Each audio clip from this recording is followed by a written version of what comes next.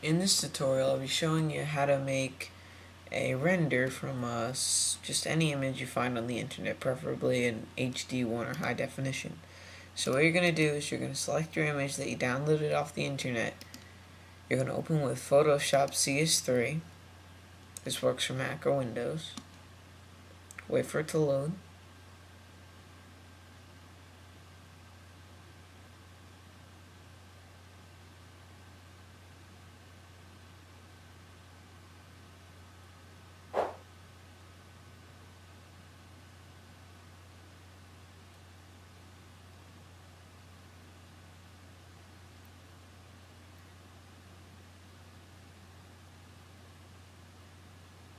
Before I start, you're going to have a lot of patience with this because it can take a while depending on what image you have or how high of resolution, because if you have a blurry image or fuzzy around the background, like this one's going to be, you're going to have a much harder time trying to just basically cut around the edges. So right now, we're just going to zoom in to about 700 or any way which suits you best.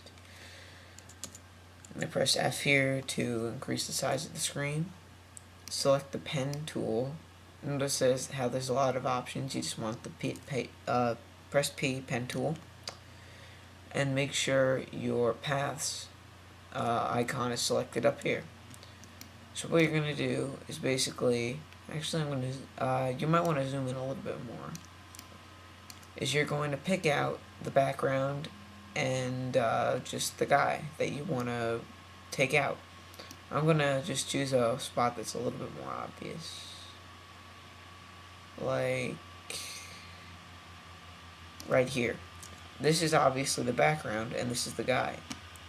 As you see here, the pixels kind of get mixed up in between the two, so you want to always cut with this the borderline solid pixel. So if I went out here, I'd have a thin white line around my render, or in this case a tan.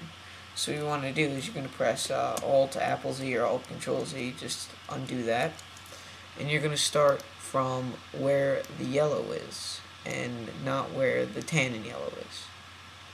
So you'll see this greatly improves the end result. So you're just going to have to go all the way through here, and to make a curve you're going to have to hold down the click. So right now it's just a straight line. I'm just going to go through this really quickly, but if you want to do this, it's going to have to take, you'd have to spend a little bit of time on it. It's not going to be a walk in the park. So now that you see how that's done, I'll show you one of my previously rendered images from, let's say,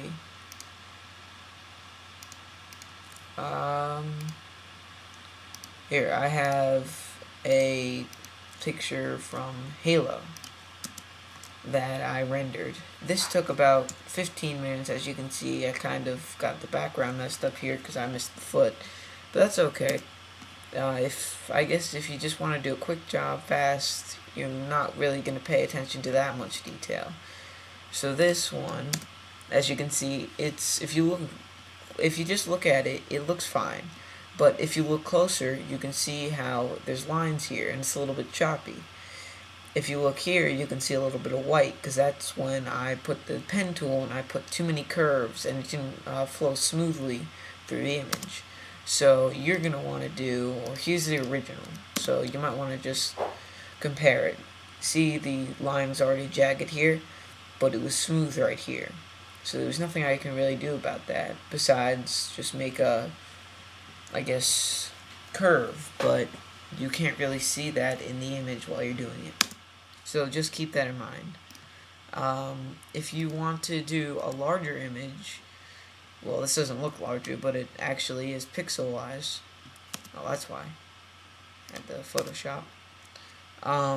You're going to have to, this is actually my first render ever, you're just going to want to hug the corner so you can see some imperfections there.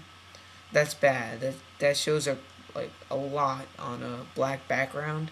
So you want to just hug the corners, and if so, you just want to, I guess, stay inside the solid pixels rather than the ones that are changing. So I'm going to get a Photoshop image open here, if I can find one, that has a path. So I think this one does. Yes, no, maybe so. Okay, so as you can see here, I have this path around the entire picture.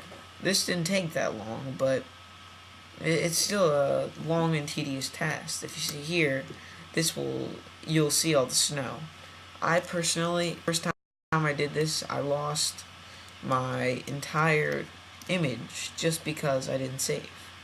And you don't want to do that. I took out all the snow, I sampled colors, I colored in the black, I colored in the red, and I lost it all. So just heads up, save is when you go along.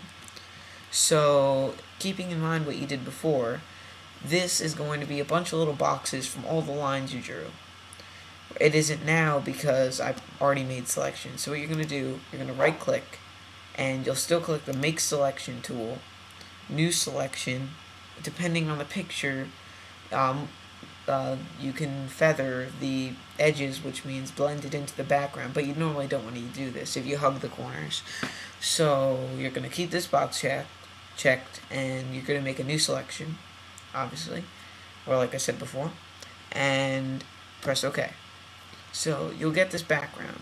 What you're going to do is you're going to press V or go to this tool, and that will allow you to drag it around. So if I wanted to drag it, okay, this isn't, bear with me.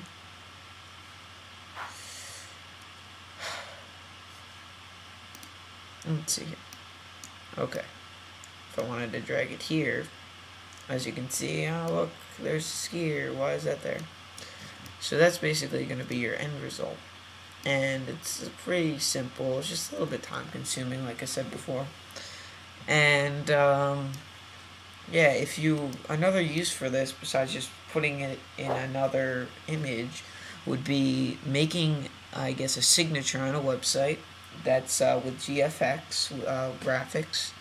Or you could say you have someone who you don't want to be in the background of your picture, just out of there. So what you just do, you'd make the layer, make selection, and then press OK, and then just press delete on your keyboard or backspace, or actually no, delete on Windows also, and it will just be gone. You can just I guess color it in, do whatever you want, use the clone tool.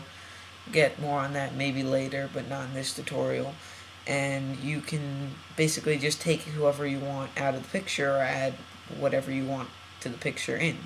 So this is very useful, especially with video editing. So if you have any questions or want another video tutorial on Photoshop, I'd be happy to help you out. So thanks for watching, and don't forget to subscribe.